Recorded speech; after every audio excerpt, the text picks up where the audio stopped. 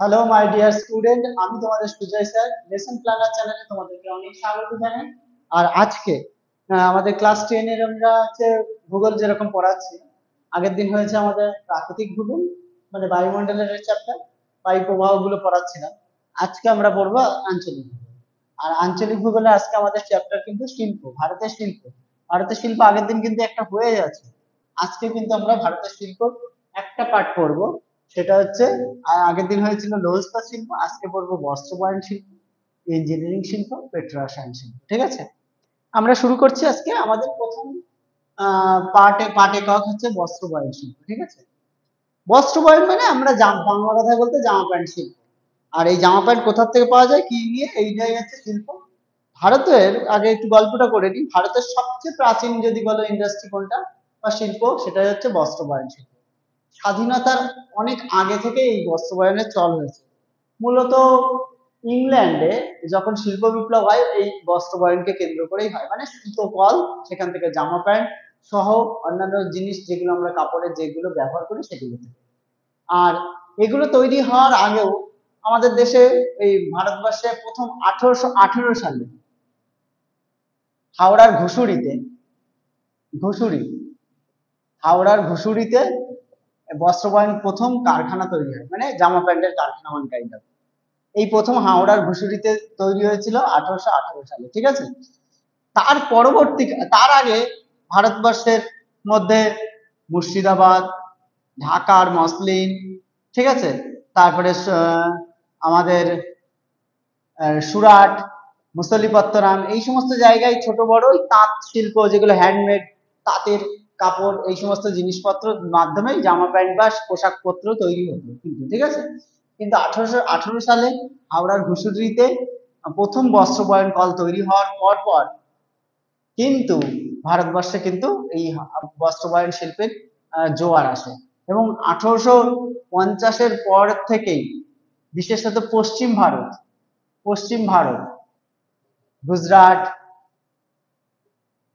মহারাষ্ট্র, এই সমস্ত জায়গাতে কিন্তু, আর মধ্যপ্রদেশ, এই সমস্ত জায়গাতে কিন্তু বস্ত্র বয়ন কল ধীরে ধীরে উন্নতি লাভ করে। আর তার পরবর্তীকালে বর্তমান যুগে এই পশ্চিম ভারত আর দক্ষিণ ভারতে বস্ত্র বয়ন শিল্প কিন্তু অতিরিক্ত মাত্রায় ভালো হয়েছে। তার কারণ এই দুটো জায়গায় হচ্ছে রেগুর ভিত্তিক আছে, মানে কাঁচা তুলো উৎপাদন হয়। ঠিক আছে, এই জন্য এই দুটো অঞ্চলগুলোতেই কিন্তু সবচেয়ে ভারতের বেশি বস্ত্র বয়ন হয়। গুজরাটের আমেদাবাদকে ভারতের ম্যানচেস্টার বলে, ভারতের ম্যানচেস্টার। কেন ম্যানচেস্টার? ইংল্যান্ডের সবচেয়ে বেশি বস্ত্র বয়ন কল ছিল ম্যানচেস্টার শহরে, এবং সেখান থেকেই পৃথিবীর যে কোনো দেশের আহ, সবচেয়ে বেশি বস্ত্র বয়ন কল যে শহরে আছে তাকে সেই দেশের ম্যানচেস্টার হিসেবে তুলনা করা হয়। যাই হোক, সেটা বললাম। গুজরাটের কোথায় কোথায় হয়, গুজরাটের আহমেদাবাদ, সুরাট, তারপরে গান্ধীনগর, ব্রোচ, পোরবন্দর, এইসব জায়গায় প্রচুর বস্ত্র বয়ন কল আছে। মহারাষ্ট্রের মুম্বাই, পুনে, থানে, তারপরে নাসিক, গুরগাঁও, জলগাঁও, তারপরে হচ্ছে নাগপুর, এই সমস্ত জায়গায়ও বস্ত্র বয়ন কল প্রচুর আছে। আর মধ্যপ্রদেশে ইন্দোর, ভোপালেও আছে বস্ত্র বয়ন কল। ঠিক আছে, এই পশ্চিম ভারতে কিন্তু শিল্প খুব ভালো মাত্রায় গড়ে উঠেছে। ঠিক আছে, আর ভারতে সবচেয়ে বেশি এই বস্ত্র বয়ন কলেই মানুষজন কাজ করে। যদি বলে একক বৃহত্তম শিল্প কি, বস্ত্র বয়ন শিল্প। ঠিক আছে, এবং এই শিল্পটাই শুধু ভারতের সবচেয়ে বেশি মানুষ কাজ করে তো বললাম, এবং ভারতের সবচেয়ে বেশি আহ জায়গা জুড়ে বিস্তৃত কিন্তু এই বস্ত্র বয়ন কল। শুধু যে পশ্চিম ভারত বা দক্ষিণ ভারত না, পূর্ব ভারত, উত্তর ভারত, সব জায়গায় কিন্তু এই বস্ত্র বয়ন শিল্প, দক্ষিণ বা উত্তর ভারত সব জায়গায় কিন্তু এই বস্ত্র বয়ন শিল্প কিন্তু দেখা যায়। কারণ কাঁচামালটা কি, তুলো। তুলো হচ্ছে এটা বিশুদ্ধ কাঁচামাল, 1 কেজি তুলো দিলে 1 কিলো সুতো হবে। এবং যেখানে যেরকম চাহিদার উপর নির্ভর করে ভারতে কিন্তু বিকেন্দ্রী ভবন হয়েছে, মানে কাঁচা তুলো যেখানে পাওয়া যাবে সেখানেই শিল্প হবে না। যেরকম খনিজ কি হতো, লোহা 1 কিলো, যে 1 টন লোহা ইস্পাত তৈরি করতে 5 টন সমস্ত জিনিসপত্র লাগে, সেখানে এটা না, 1 টনই তুলো পাচ্ছে। সুতরাং এর বিকেন্দ্রী ভবন হয়ে উত্তর, দক্ষিণ, পূর্ব, পশ্চিম সব ভারতে বিস্তার লাভ করেছে। ঠিক আছে, এইগুলো। এবং গুজরাট, মধ্যপ্রদেশ, মহারাষ্ট্রের কোন কোন জায়গায় এগুলো হয় আমরা একটু বললাম। এবার আমরা একটু বলি, এখানের মধ্যে এই যে বললাম পশ্চিম ভারতের কথা প্রথম বললাম, কেন পশ্চিম ভারতেই সবচেয়ে বেশি বস্ত্র বয়ন কল গড়ে উঠেছে। পশ্চিম ভারত, পশ্চিম ভারতেই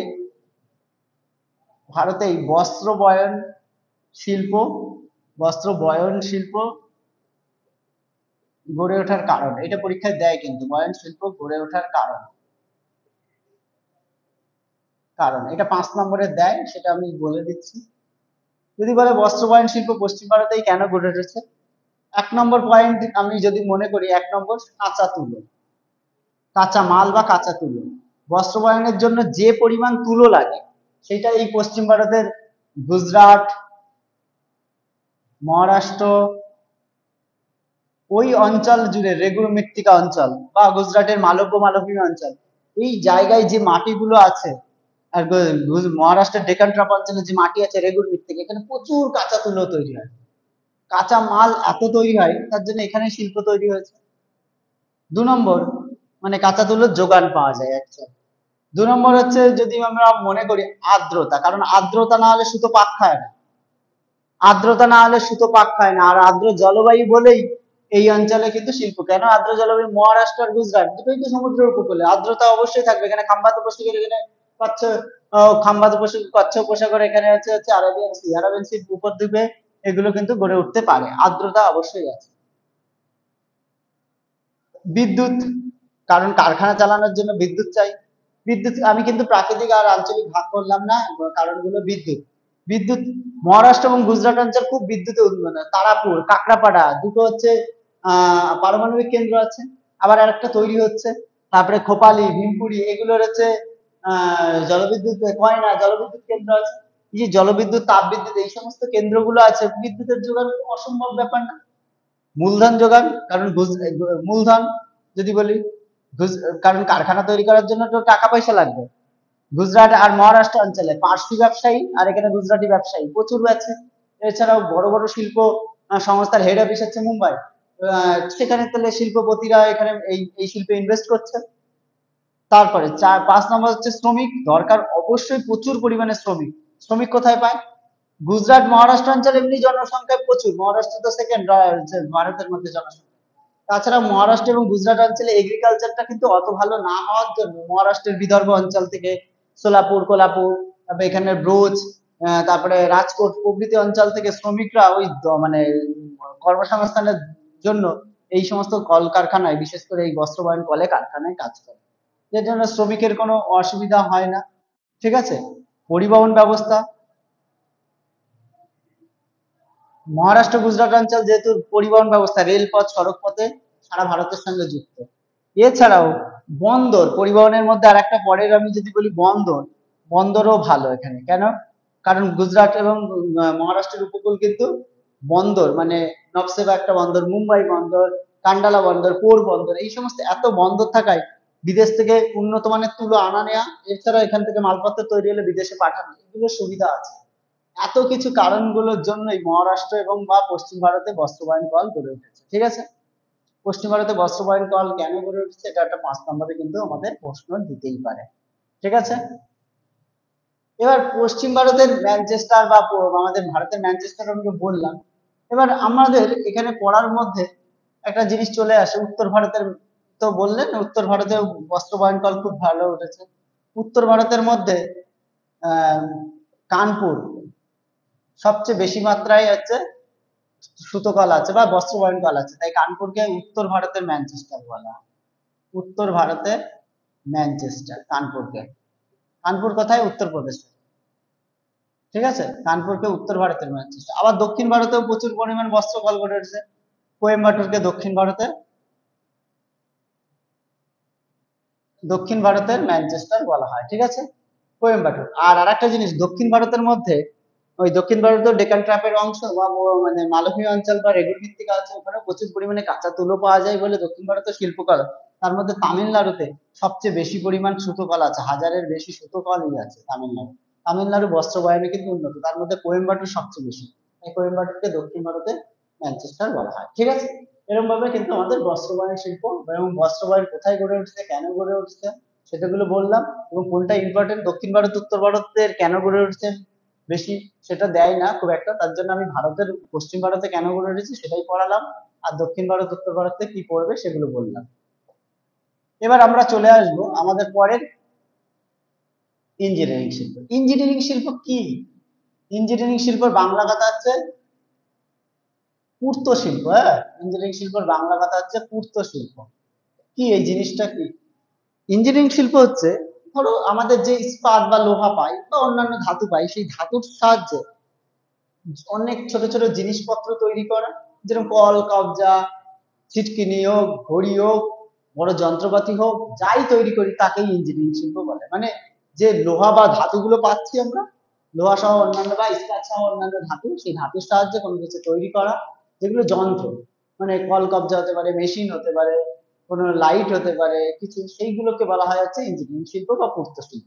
একে একে আবার তিনটে ভাগে ভাগ করা হয়। বৃহৎ আকৃতির ইঞ্জিনিয়ারিং শিল্প, বৃহৎ আকৃতির,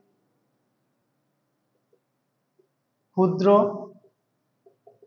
এই মাঝারি ক্ষুদ্র, এরকম মাঝারি আকৃতির, ক্ষুদ্র, আর একটা হচ্ছে বৈদ্যুতিক মানে ইলেকট্রিক, বৈদ্যুতিক ইঞ্জিনিয়ারিং শিল্প। ঠিক আছে। বৃহৎ আকৃতির ইঞ্জিনিয়ারিং শিল্প বলতে কোন, যেগুলো বড় আকৃতির কোনো কিছু হয়, যেরকম বড় আকৃতির যানবাহন হতে পারে, গাড়ি হতে পারে, জাহাজ হতে পারে, ট্রেন হতে পারে, এগুলো বৃহৎ আকৃতি। মাঝারি আকৃতির মানে তার থেকে ছোটখাটো জিনিসপত্র তৈরি হলো বাড়িতে, কোনো মেশিন ছোট ছোট, বা কোনো ওই যে কলকবজা তৈরি মানে ধরো প্লেট তৈরি করার মেশিন, খাতা তো কাটার মেশিন, এগুলো। আর ক্ষুদ্র ইঞ্জিনিয়ারিং শিল্প মানে যেরকম হাত ঘড়ি, ছোট ছোট ক্যামেরা, বা মানে মোবাইলের যন্ত্রাংশ, এই সমস্ত কিছু তৈরি হতে পারে। আর বৈদ্যুতিক জিনিসপত্র মানে হচ্ছে যেগুলো ইলেকট্রিকে চলে, যেগুলো মানে যার মধ্যে জিনিসপত্র আছে, সেগুলো কোনগুলো হতে পারে, ফ্রিজ হতে পারে, তারপরে এসি হতে পারে, তারপরে অনেক এইরকম জিনিসপত্র গুলো হচ্ছে বৈদ্যুতিক ইঞ্জিনিয়ারিং শিল্প।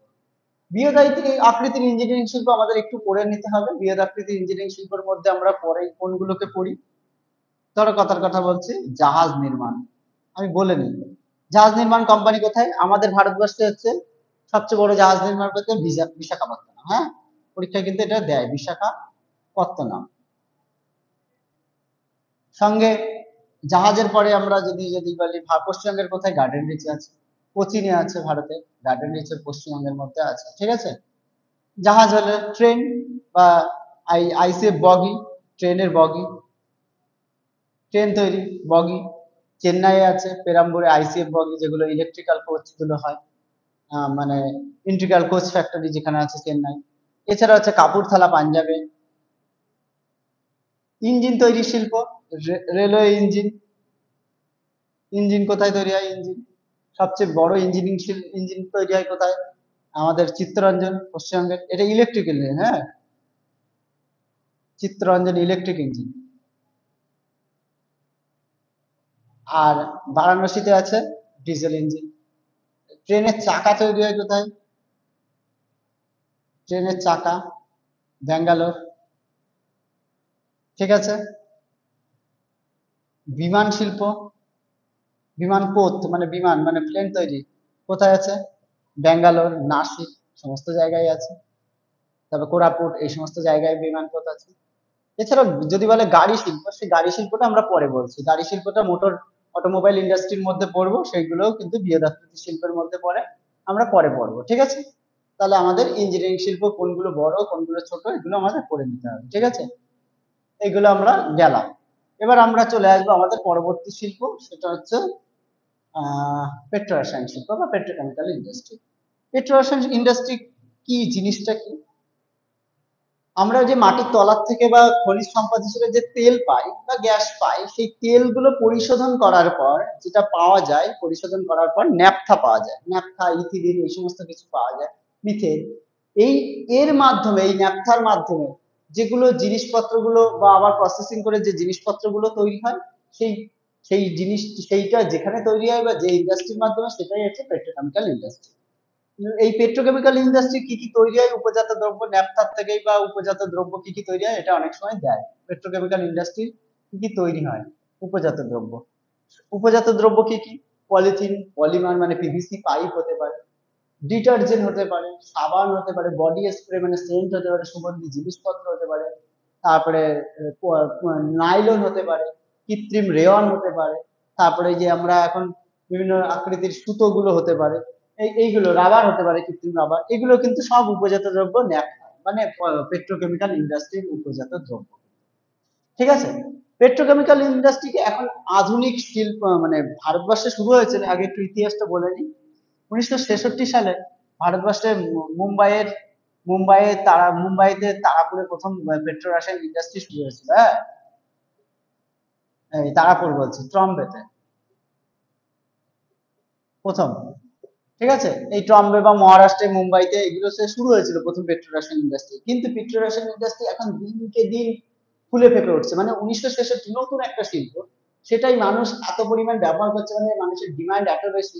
এই পেট্রোকেমিক্যাল ইন্ডাস্ট্রির ফলে যে সমস্ত জিনিসপত্র গুলো বেরোচ্ছে, সেগুলো মানুষের চাহিদা এত বেশি, তার জন্য একে উদীয়মান শিল্পও বলা হয়। পেট্রোকেমিক্যালকে উদীয়মান শিল্পও বলা হয়। মানে এত মানে এর ভবিষ্যৎ এত উন্নত, মানে এই শিল্প তো হচ্ছে আরো আস্তে আস্তে আরো গ্রো আপ করছে ব্যবসা বাণিজ্য, এবং এটাই দেশের ফিউচার। সেই জন্য একে উদীয়মান শিল্প বলা হয়। তথ্য প্রযুক্তিকে উদীয়মান বলা, এটাকে উদীয়মান বলা হয়। ঠিক আছে, আর এই শিল্পকে শিল্প দানব বলা হয়। কেন শিল্প দানব কেন বলা হয়? শিল্প দানব, তার কারণ এই শিল্প, তখন ধরো কথার কথা বলছি, পেট্রোলিয়াম শোধনের পরের থেকে যেগুলো পাওয়া যায়, ন্যাপথা বা পলিথিন, ইথিলিন, এই সমস্ত পাওয়া যায়, সেগুলোকেই প্রসেসিং এর মাধ্যমে যে অনেকগুলো জিনিস তৈরি করা হয়, এবং যেখানে তৈরি হয় তার আশেপাশে পেট্রোলিয়াম হাব সহ পেট্রোকেমিক্যাল হাব, এই সমস্ত কিছু তৈরি হয়। মানে একটা শিল্পের থেকে অনেকগুলো শিল্প অঞ্চল বা একটা শিল্প হাব তৈরি হয়। এই জন্য মানে ওই শিল্পকে কেন্দ্র করে, তার জন্য একে শিল্প দানব বলা হয়। মানে শিল্প দানব মানে হচ্ছে অনেকটা, একটা পেট্রোলিয়াম থেকে একটা উপজাত দ্রব্য পেলাম, সেইটাকে কেন্দ্র করে একটা বড় অঞ্চলে তৈরি হয়, একটা কমপ্লেক্স মতো তৈরি হয়ে গেল। যেরকম হলদিয়া, আমাদের কথা বলছি, হলদিয়াতে পেট্রো রসায়ন শোধনাগার আছে, সেই শোধনাগার থেকে যেগুলো পাওয়া যায় তাকে কেন্দ্র করে পেট্রো রসায়ন হাব কমপ্লেক্স, একটা হলদিয়া একটা বৃহৎ অঞ্চল তৈরি হয়েছে, শিল্পাঞ্চল। তার জন্য একে শিল্প দানবও বলা হয় পেট্রো রসায়নকে। আর একটা জিনিস, একে শিল্প দানবের সঙ্গে শিল্প দানব যেরকম বলা হয়, সেরকম একে আর একটা জিনিসও বলা হয়। সেটা হচ্ছে একে কেন্দ্র করে অনুসারী শিল্প। আমি একটু বলে, উদীয়মান শিল্পের পরে অনুসারী শিল্প। অনুসারী শিল্প কি জিনিসটা এখানে আসছে কেন আমি বলে নিই। একটা বড় কোনো শিল্পকে কেন্দ্র করে ছোট ছোট শিল্প তৈরি হলে তখন তাকে অনুসারী শিল্প বলে। যেরকম আমি মনে করছি একটা গাড়ির কারখানা। গাড়ির কারখানা কি হয়? ইঞ্জিনটা তৈরি হয়। এবার গাড়ি তো শুধু ইঞ্জিনের মাধ্যমে চলে না, স্টিয়ারিং, চাকা, তারপরে গাড়ির ওই হচ্ছে মূল বক্সটা তৈরি করতে হবে, হেলমেট, তারপরে গাড়ির সিট কভার, তারপরে গাড়ির ব্রেক শু, তারপরে বল বিয়ারিং, এই সব তৈরি হয় গাড়ির ইঞ্জিনের সঙ্গে সঙ্গে। অনেকগুলো কোম্পানি এরকম পরপর তৈরি হয়ে যায়। মানে একটা বড় কোম্পানিকে কেন্দ্র করে এরকম ছোট ছোট অনেক কোম্পানি পরপর তৈরি হয়। এই জন্য একে এই ছোট ছোট কোম্পানি গুলোকে বড় কোম্পানির অনুসারী শিল্প বলে। পেট্রোকেমিক্যালসেও একটা সামান্য একটা ওই তেল শোধনাগারের পরে ওকে কেন্দ্র করে ন্যাপথা পাওয়া যায়, ন্যাপথা, ইথিলিন টিথিলিন পাওয়া যায়, তাকে কেন্দ্র করে চারিদিক জুড়ে ছোট ছোট ছোট ছোট শিল্প তৈরি হয়। যদি কোনোদিন মনে করো সানলাইট সাপ দেখেছো, সেই সানলাইট সাপের কোম্পানির দেখবে পিছনে লেখা আছে হলদিয়া থেকে তৈরি হয়, ম্যানুফ্যাকচারিং কোন জায়গা ঠিকানা দেখবে হলদিয়া। মানে একটা পেট্রোকেমিক্যাল ইন্ডাস্ট্রিকে কেন্দ্র করে এত কিছু তৈরি হয়। ঠিক আছে, সেই জন্য পেট্রোকেমিক্যালস ইন্ডাস্ট্রি এবং গাড়ি শিল্প দুটোকেই মানে বড় শিল্পের অনুসারী শিল্প বলা। শিল্প দানব কেন বলা হয়, উপজাত দ্রব্য কি উদীয়মান শিল্প কেন বলা হয়, পেট্রো রসায়নকে আমি বললাম। আহ, তবে পেট্রো রসায়ন কিন্তু সব জায়গায় তৈরি হয়নি। হ্যাঁ, পেট্রো রসায়ন ভারতের কিছু জায়গায় তৈরি হয়েছে, তার মধ্যে পশ্চিম ভারতে পেট্রো রসায়ন শিল্প ভালো তৈরি হয়েছে। পশ্চিম ভারতে পেট্রো রসায়ন শিল্প সবচেয়ে বেশি তৈরি হয়েছে। পশ্চিম ভারত মানে মহারাষ্ট্র, গুজরাট, গুজরাট, মহারাষ্ট্রতে পেট্রো রসায়ন শিল্প কেন্দ্র উন্নতির কারণ কি? এটা পরীক্ষার সময় দেয়। পেট্রো রসায়ন শিল্প উন্নতির কারণ,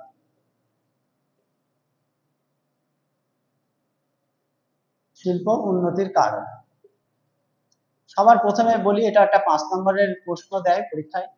পেট্রো রসায়ন শিল্প উন্নতির কারণ,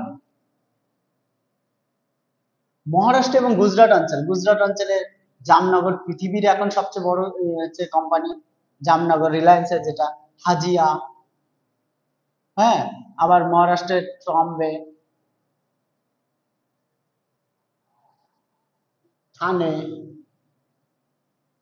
থানে, এই সমস্ত জায়গায়, মানে জামনগর, হাজিয়া, থানে, ট্রম্বে।